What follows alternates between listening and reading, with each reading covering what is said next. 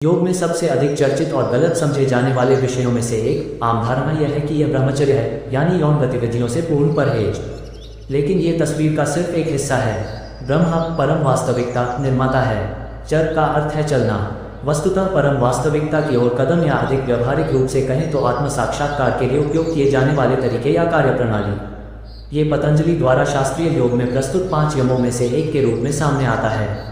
यमों से संबंधित अन्य ग्रंथ भी इसे प्रस्तुत करते हैं। विशेष रूप से वशिष्ठ संहिता में इसे 10 यमों में से एक के रूप में सूचीबद्ध किया गया है। योग सूत्र में पतंजलि हमें ब्रह्मचर्य की कोई परिभाषा नहीं देते, वे केवल हमारे लिए इसका प्रभाव बताते हैं। ब्रह्मचर्या प्रतिष्ठायां वीर्य लाभः। जब ब्रह्मचर्य स्थिर हो जाता है तो योगी को महान ऊर्जा और शक्ति प्राप्त होती है। हमें इस पर और गौर करने की जरूरत है। योगिक प्रक्रिया भीतर ऊर्जा को प्रसारित करने और प्रबंधित करने में से एक है, जबकि औसत दैनिक जीवन में ये जीवन ऊर्जा या प्राण बर्बाद हो जाती है, इंद्रियों से बाहर निकल जाती है। सेक्स के बारे में विचार और सेक्स ड्राइव की शक्ति इसमें एक बड़ा घटक है। इसलिए यदि हम इसे व्यवहारिक आधुनिक दृष्टिकोण से देखें तो हम ब्रह्मचर्य को अपनी इंद्रियों की ऊर्जा या शक्ति का उपयोग करने और उसे अधिक व्यक्तिगत समझ की ओर निर्देशित करने के रूप में समझ सकते हैं। बहुत ही पारंपरिक अर्थ में ब्रह्मचर्य जीवन के प्रारंभिक भाग का वर्णन था। औसतन लगभग 25 वर्ष की आयु तक विवाह से पहले समय पढ़ाई पर केंद्रित होता था। यहाँ सारी ऊर्जा सीखने में समर्पित थी, जिसमें से अधिकांश आत्म साक्षात्कार के तरीकों का अभ्यास करने के लिए उपकरण प्राप्त करना था। यह आमतौर पर यौन संयम का समय था।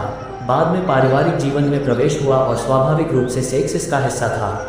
पतंजलि और वशिष्ठ के समय में यही व्यवस्था और संस्कृति थी। आज हमारा विद्यार्थी जीवन आत्मा आनंद से भरा है और यौन क्रिया बहुत पहले ही शुरू हो जाती है। इंद्रियों पर ज्यादा नियंत्रण नहीं है और मन की अधीर और विचलित स्थिति लगभग सामान्य है।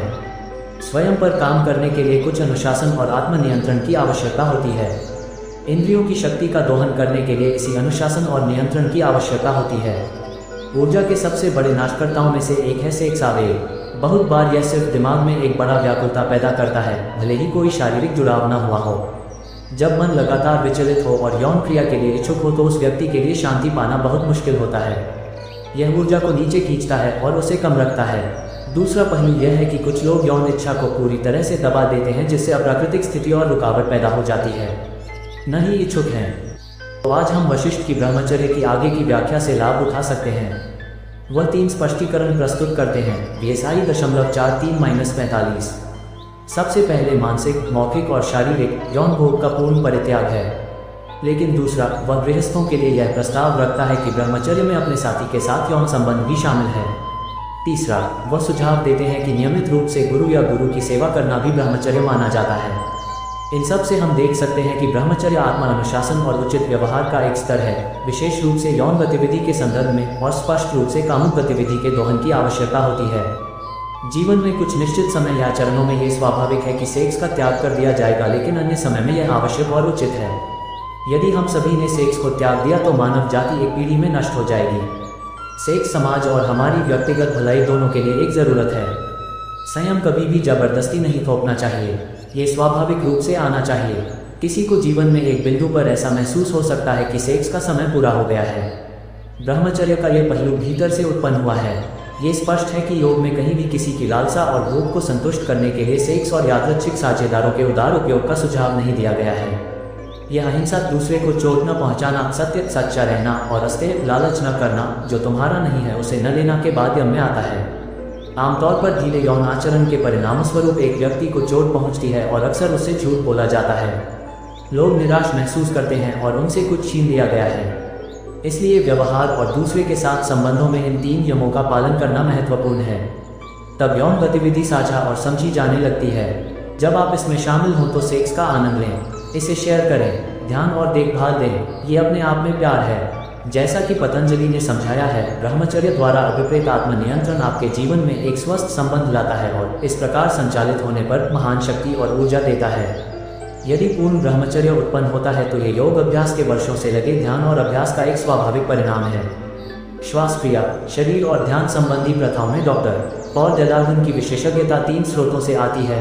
3 दशकों का दैनिक समर्पित अभ्यास और इन तकनीकों को सिखाना। 2 प्राचीन ग्रंथों के अभ्यास और अध्ययन में एक पर एक प्रत्यक्ष प्रशिक्षण के माध्यम से मूल संस्कृति में विसर्जन के बाद योग परंपरा में मास्टर योगी प्राणाचार्य सांस में विशेषज्ञ की उपाधि से विशिष्ट रूप से स्वीकार किया गया। 3 तनाव, स्वास्थ्य और उम्र बढ़ने के संदर्भ में योग और सांस प्रथाओं की परंपरा और विज्ञान दोनों को कवर करने वाले एक प्रमुख अमेरिकी विश्वविद्यालय एमोरी में डॉक्टरेट वैज्ञानिक अनुसंधान में PhD।